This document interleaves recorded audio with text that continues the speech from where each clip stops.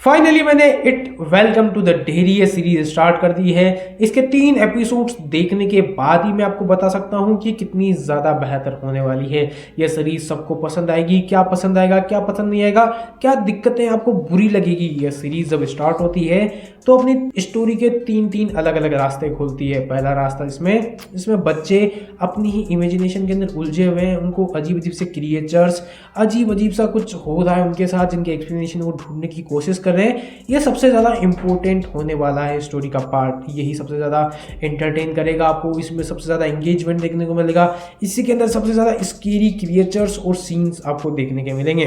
वहीं दूसरा जो वे है स्टोरी का जिसमें आगे बढ़ती जा रही है, वही नॉर्मल लोग कुछ बात कर रहे हैं कि ये जो भी अभी हमारे गांव में शहर में हो रहा है हमें बंद करवा देना चाहिए। जिस तरीके से आर्मी हमारे जंगल के अंदर आ रही है, वहाँ पर स्पिरिचुअल आत्माओं को वहाँ पर कुछ रिसर्च कर रही है, वहाँ पर कुछ ढूंढी कर रही है, हमें वैसा नहीं करना देना चाहिए। क्योंकि अगर वह डिस्टर्ब हुआ तो बहुत बड़ी मुश्किल आ जाएगी, बहुत बड़ी दिक्कत आ जाएगी।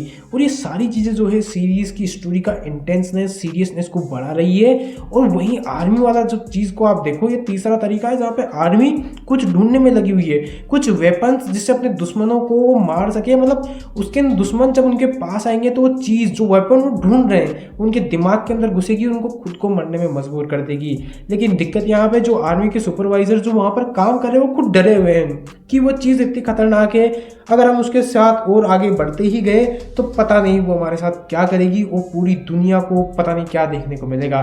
तो जो इंसान उसको समझ रहा है वो भी पीछे हटने को तैयार है। लेकिन आर्मी वाले पीछे नहीं हट रहे, वही गाँव वाले बचाने की कोशिश कर रहे हैं और बच्चों के साथ कुछ उल्टा सीधा हो रहा है। ये सारी चीज़ें मिलकर सीरीज़ के अंदर जो भी स्केरी चीज़ें देखने को मिलेगी उनका एक्सप्लेनेशन भी हमें बराबर देखने को मिलेगा और इसकी सीरियसनेस, इंटेंडेंस को भी बढ़िया तरीके से मेंटेन कर रखा है।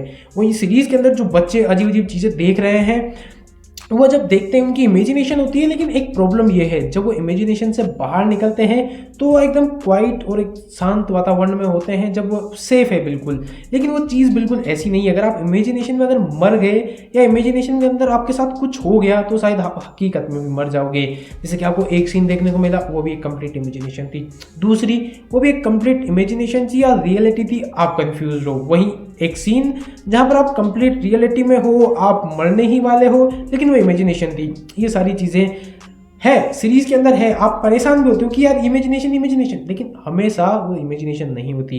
आप उसके अंदर मर भी सकते हो तो आप रियल लाइफ के अंदर भी मर जाओगे। ये सारी चीज़ें सीरीज का आपका दिमाग का थोड़ा बोल्ट नट सारे ढीले कर रही है। इस वजह से मुझे सीरीज काफ़ी ज़्यादा पसंद आ रही है। और सबसे बेहतर चीज़, ये सीरीज एक नोवेल के ऊपर बेस्ड है। नोवेल पहले ही लिखी जा चुकी है, तो क्रिएटर सीरीज के साथ कुछ उठपटांग करके मतलब लग जाए कि हमें बिगाड़नी है तो ही बिगाड़ सकते हैं, वरना सब कुछ पहले से ही कंप्लीट है तो बिगाड़ना बहुत ज़्यादा मुश्किल है। ये सीरीज मुझे काफ़ी ज़्यादा अच्छी लग रही है। और आई थिंक ये सीरीज जो स्ट्रेंजर थिंग्स के साथ कुछ लोग कंपेयर कर सकते हैं, जिस तरीके से बच्चे लोग इसमें सारी चीज़ें खुद सोल्व करने लग रहे हैं, तो सच कहूँ ये कॉपी बिल्कुल, मतलब आपको लग सकता है कि कॉपी है, वैसी वाइब आपको आती है जिस तरीके से साइकिल वगैरह चला के स्ट्रेंजर थिंग्स में वो सारे बच्चे ही अपना काम कबाड़ा करते हैं। यहाँ पे भी वैसा ही कुछ हो रहा है। लेकिन यहाँ पर आपको अगर इट की मूवीज़ वगैरह देखिए तो सबसे मेन एलिमेंट होते हैं, बच्चे को ही सबसे बड़ा शिकार बनाता है भूत वगैरह, और बच्चों को ही परेशान करता है सबसे पहले। तो आई थिंक ये सीरीज़ बहुत ज़्यादा अच्छी होने वाली है। मेरा था ये रिव्यू, और जब सीरीज़ पूरी कंप्लीट हो जाएगी तो मैं आपको ज़रूर पूरी सीरीज़ का भी रिव्यू दूंगा। Thanks, bye bye. और आप चाहें तो मेरे चैनल को सब्सक्राइब कर सकते हैं।